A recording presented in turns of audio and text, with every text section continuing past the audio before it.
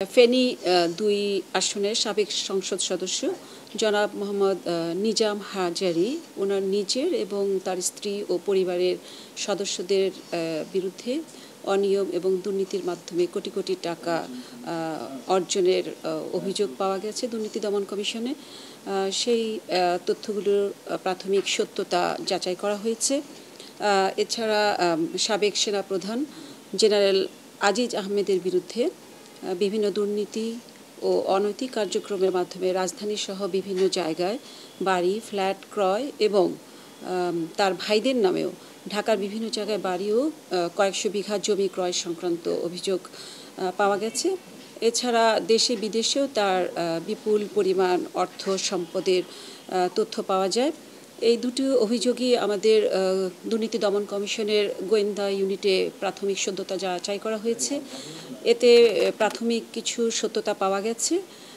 এই তথ্যের ভিত্তিতে এই দুটো বিষয়ই প্রকাশ্যে অনুসন্ধান করার জন্য দুর্নীতি দমন কমিশনের কমিশন কর্তৃক আমাদের একটা সিদ্ধান্ত দেওয়া হয়েছে।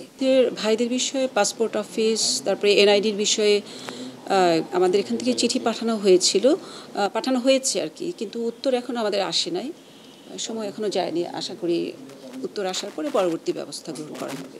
আচ্ছা, এই পুরো কার্যক্রমটি আসলে অনুসন্ধান পর্যায়ে রয়েছে এবং বিভিন্ন টিম গঠন করা হয়েছে এই অনুসন্ধান কার্যক্রমগুলি চালাবার জন্য, এবং অনুসন্ধানের পার্ট হিসেবেই কিন্তু আপনার তাদের ব্যাংকের তথ্যাদি পাওয়ার জন্য বিএফআই বাংলাদেশ ব্যাংকের যেই আমাদের ইন্টেলিজেন্স ইউনিট রয়েছে সেখানে চিঠি দেওয়া হয়েছে এবং এখনও পর্যায়ক্রমে চলছে কার্যক্রম এই সংক্রান্ত।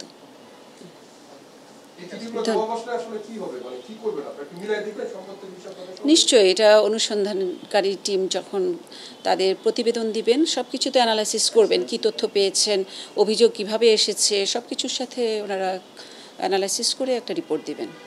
ধন্যবাদ।